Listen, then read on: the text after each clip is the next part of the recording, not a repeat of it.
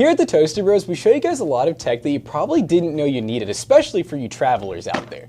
This right here is a travel router from our friends at TP-Link, the BE3600, and travel routers are a very versatile piece of tech. They're getting very popular in 2026, and in this video, they sponsored the video for us to unbox this thing, show you guys some use cases that as a PC gamer you could take advantage of, and there are some that honestly, once I did more research on this niche, I learned a lot of cool things you can use these for beyond just the traditional travel router options, and it's a pretty cool piece of tech that's quite affordable that you can get and add to your bag today and have a really awesome networking experience while on the go. Thanks again to TP-Link for sponsoring today's video. Let's unbox this thing and see what's inside. So this is the TP-Link travel router, more specifically the BE3600, and this thing is tiny, which I think is one of the fun features of it, and it's Wi-Fi 7.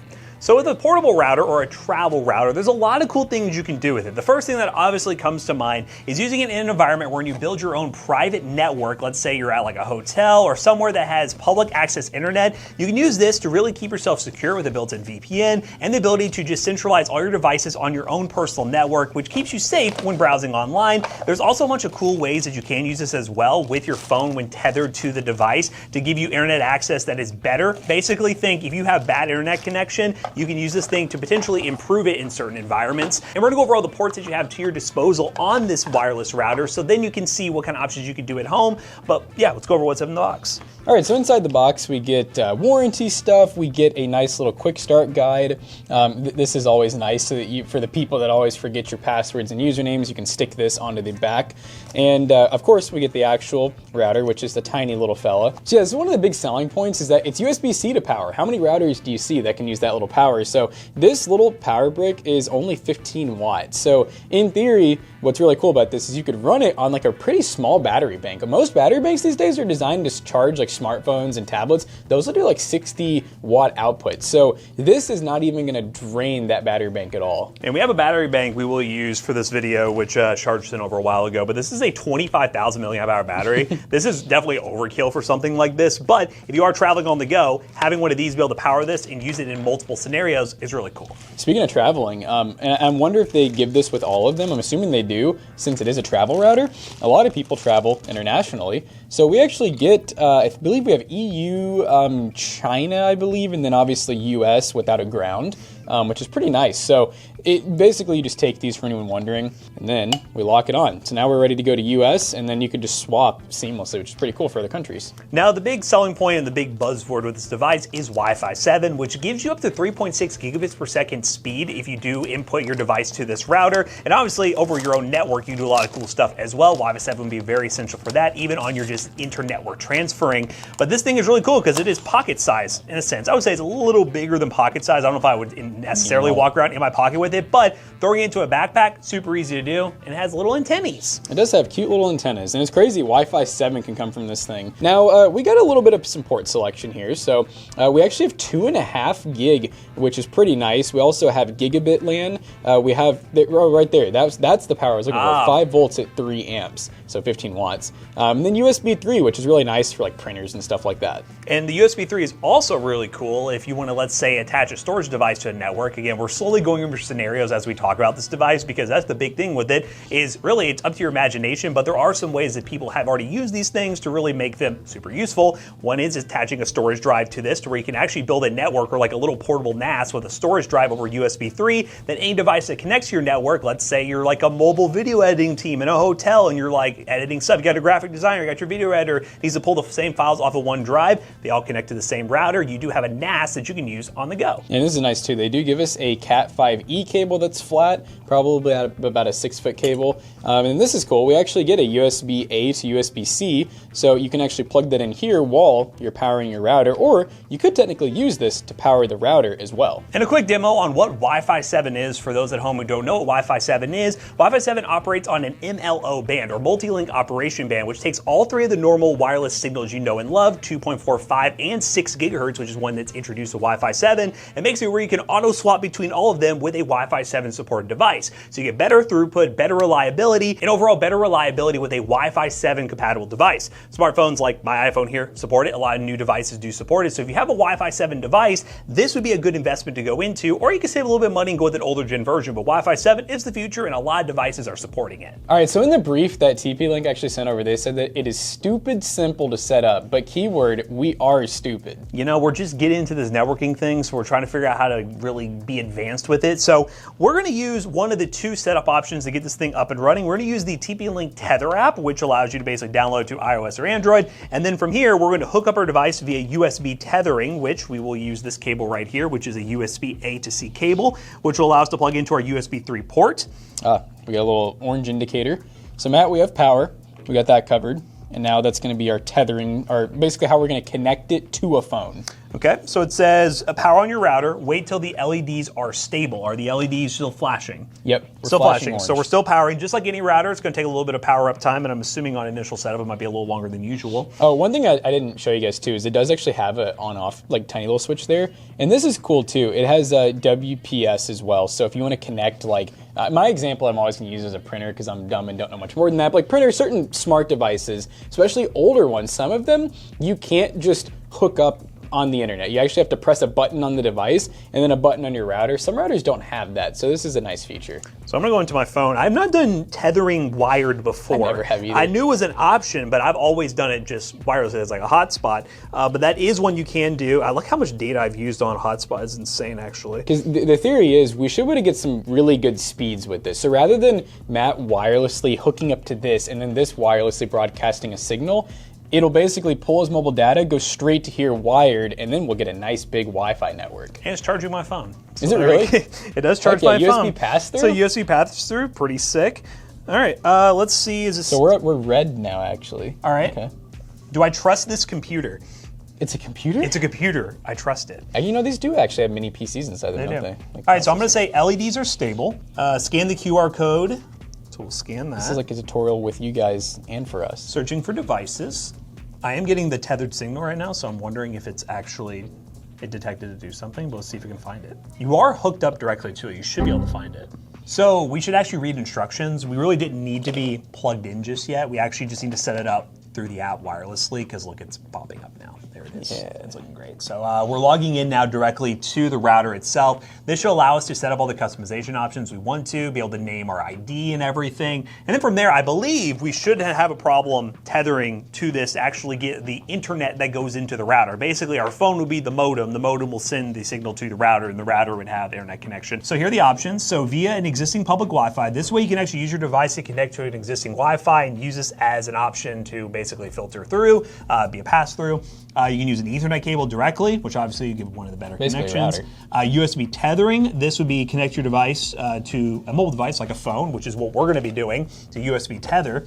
And then you can just go via modem too, if you want to, just directly into a modem. So we're going to go ahead and do USB tethering.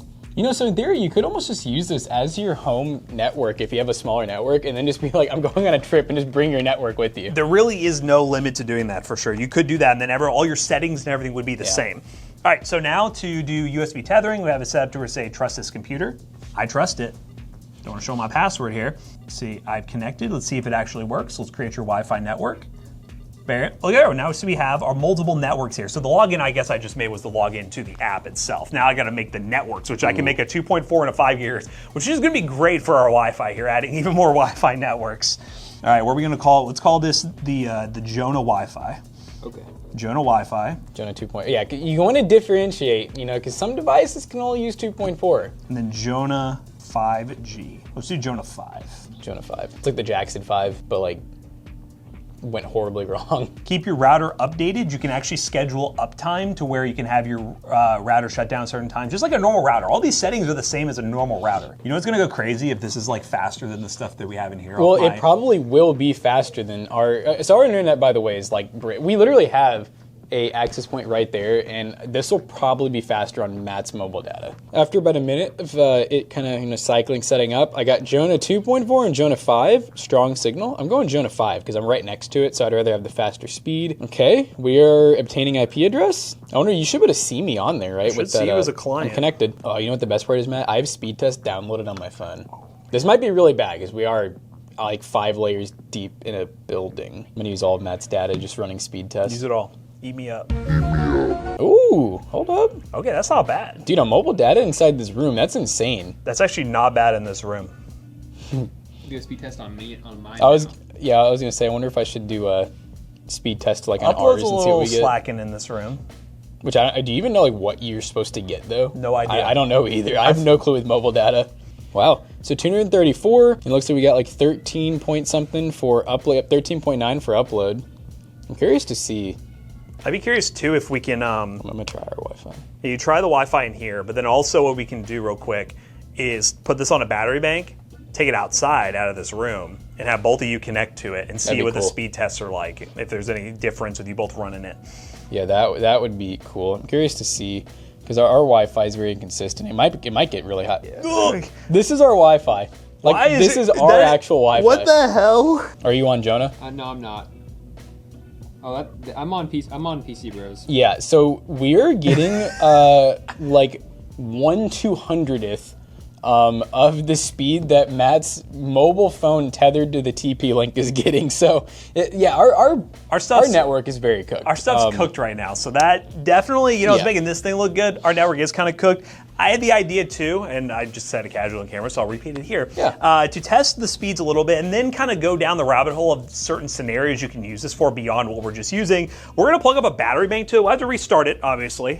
Swap over to a battery bank. We have a battery bank to where we're going to go outside with my phone, plug it up, and then from there, we should be able to see if we can handle multiple devices running a speed test. This battery bank is actually kind of cool because as this thing's booting up, we'll be able to see the wattage we're actually outputting. Right now, we are using a singular watt. Wow. While it is just trying to turn on. Yeah, it is just orange power blinking. on. So we'll see. We can keep an eye on that as we go out and see what the actual power output is. So you kind of get an idea of what battery bank would work for your scenario. Like we need to build you a backpack for all this. Hell yeah. Little LAN pack, Hey, that'd be another thing. This would be sick for some LAN parties. So it's like something a hacker would use. Yep.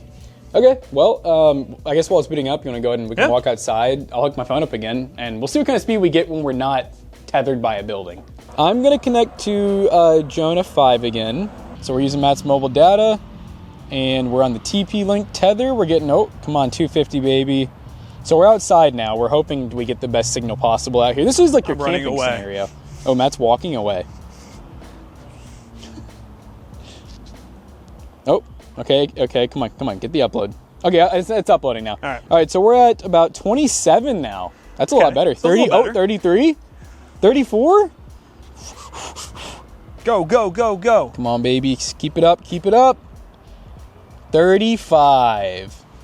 And if anyone's curious Look at home, that, dude, 239 and 35. the battery bank says we're pulling 5 watts right now. That's low while we're doing stuff. While it's doing stuff. So again, this is just a super quick test to show you guys what it can do, but let's go ahead and dive down the rabbit hole of different things you can incorporate with this Wi-Fi setup. All right, so Matt has set up this environment slightly different than we just had a minute ago. So now instead of me hooking up my phone wirelessly, we basically got the same thing going. Matt is actually hooked up with the laptop, but with Ethernet. So we're actually using our gigabit LAN port right now, and we're gonna actually see if we can use this thing wired. So you guys are seeing an OBS recording right now of what we're seeing on the laptop because we are accessing the actual settings of this router. And the important thing to mention is this is basically just like a router. It's everything you know from your normal home router, but more portable. You get access to VPN features, you can set up different networks, you can see all the input, the throughput, everything that's going on. And TP-Link has had some pretty good ones in the past. We've had multiple routers from them, whether it's their decos or some of the other routers we've had here at the office. The customization, the feature set, pretty solid.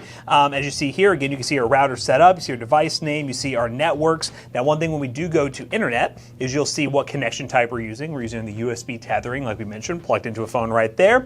If we go to wireless, we do have access to, again, those wireless networks, but one important thing that we do need to set up, if I can get our trackpad to work, there we go, is set up our MLO network, which, as I mentioned, multi-link operation. It's the beauty of Wi-Fi 7. If we hit enable, we have to make it a Jonah 7, right? Jonah 7. Jonah 7. The one device we do have that has Wi-Fi 7 is actually being used to tether this network right now. So we can't really test that specifically, but with a Wi-Fi 7 device, you will get much better throughput overall, maximizing the speed that you are getting. And we have it set up basically with that password. I'm gonna fix that. It's very weak. Don't hack us. Let's save. And there we go. Now we have our Wi-Fi 7 network set up, ready to go for our Wi-Fi 7 devices. And for those extra technical people who dive down the rabbit hole of having a secure tunnel to be able to remote into, let's say, a remote desktop or remote network, you can set up your VPNs through here as well. There are a bunch of different options. If you go into VPN server, you can set up OpenVPN or WireGuard. Both of those options will allow you to run VPN networks within this setup, which would be really cool for those working in remote scenarios, working from a hotel, if you want to securely access network or a work network that you need to access and tunnel in through a VPN. You can do that with these VPN settings. So we got another fun scenario for you guys too. Let's say that your power goes out or your ISP is out or maybe both of them. Well, for one, we got a battery bank here. And then for two, as long as you have a cell phone, you can basically run this exact config. And instead of running this to your laptop like we're doing here, you could run this to your actual router. So then you could have whole entire home internet again, literally running off your cell phone, which is pretty cool. Obviously, if you didn't have this router, your only choice is you gotta hope that you got a lot of good Wi-Fi in your house. And another scenario that is one that's quite annoying is, let's say you're at a Starbucks or the airport or some of those scenarios where you connect to a Wi-Fi wrapper setup, which mainly says every single time you connect a device, you have to create an account or some sort of setup every single time for each device. That'd been quite annoying. That's what this thing is for. You basically connect it once to the wireless network, and then from there, you don't have to worry about going in and signing into some account or signing some authorization every single time you want to add a new device. Just connect to that router and you're good to go. And obviously there's many other scenarios that you guys could probably find. We'd love to hear down below if you have any ideas, but it doesn't end at things like camping, going to hotels, or maybe even doing cannonball runs like UFD does. I'm sure this would be something cool for him as well. But we hope you guys enjoyed this video. Thanks again to TP-Link for sponsoring. If you guys want a travel router, it's one of those pieces of tech as a PC gamer. If you have it in your backpack, it's always cool to have because you never know when you're going to need it, and that one time you will utilize it, you're going to be very happy you had it, and it could definitely be one thing to consider as a tech gift for any upcoming birthdays or holidays in the near future, or if you're somebody just wanting to add more tech to your arsenal to be able to be an absolute tech travel god, you most certainly can do that with this travel router. Check the link down below to buy one today, and thanks again to TP-Link for sponsoring today's video. But guys, we hope you enjoyed today's video. If you did, make sure you check out our other two YouTube channels and also our twitch.tv/toastybros, and do not forget to like, comment, and subscribe. See you guys in the next one. Bye-bye. Now, if you need something to hook your cool little router up to, check out PCBros.tech because we got laptops, we have gaming PCs, and so much more. Another thing that'd be really cool is using your handheld with one of these as well. So there's a lot of different devices you can use, and occasionally we have stuff like handhelds, laptops, and so much more at PCBros.tech. You just go to ToastyBros on checkout, you will save 3% on your next purchase. See you guys later. Bye-bye.